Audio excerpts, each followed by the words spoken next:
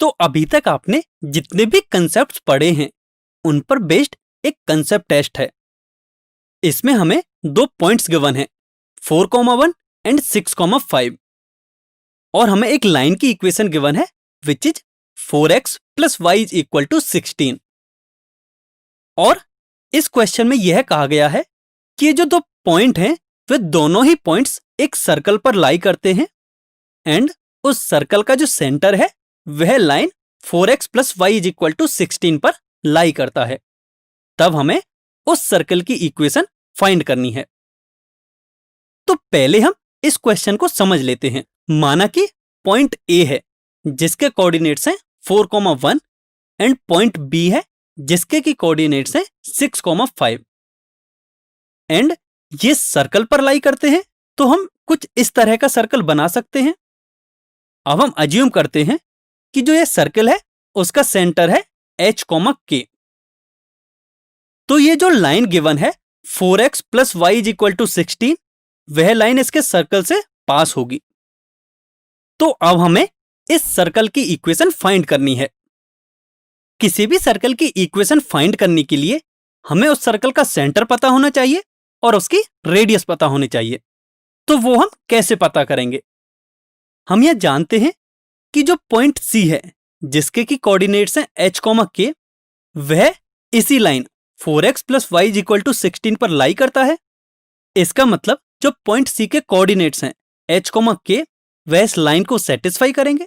मतलब हम लिख सकते हैं 4h plus k is equal to 16। अब यह 2 वेरिएबल हैं h एंड k, तो हमें एक और इक्वेशन चाहिए ताकि हम h एंड k की वैल्यू फाइंड कर सकें।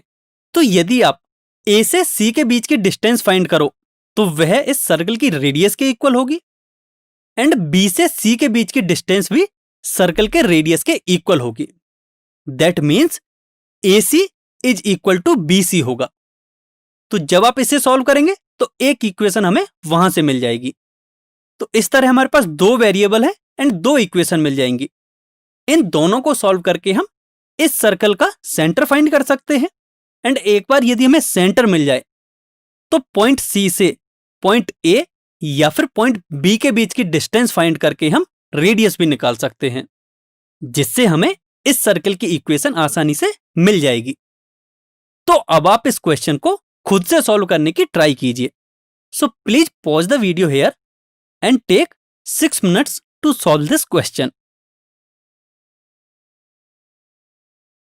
आई होप आप सभी ने इस क्वेश्चन को सॉल्व कर लिया होगा। तो चलिए अब हम इसका सॉल्यूशन डिस्कस करते हैं।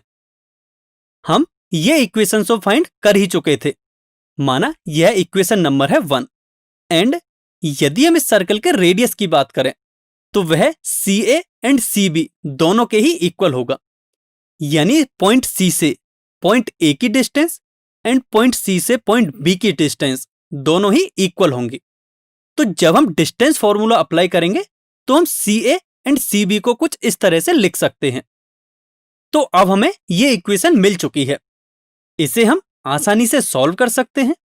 जब हम इसे सॉल्व करेंगे आगे तो हमें h एंड k के रिलेशन में एक इक्वेशन मिल जाएगी जो कि हमें मिलेगी h plus 2k is equal to 11। माना यह इक्वेशन है नंबर 2। अब इक्वेशन 1 एंड 2 को यदि हम सॉल्व करें तो हमें h एंड k की वैल्यू आसानी से मिल जाएगी, जहां से h की वैल्यू मिलेगी 3 एंड k की वैल्यू मिलेगी 4। इसका मतलब हमें इस सर्कल का सेंटर मिल गया है जो कि होगा 3,4। अब हमें इसकी रेडियस पता करनी है। तो रेडियस क्या है? CA के इक्वल। यानी कि यदि हम इस टर्म में h एंड k की वैल्यू पुट कर दें तो हमें रेडियस की वैल्यू मिल जाएगी। जब हम इसे सॉल्व करेंगे then we get r is equal to square root of 10।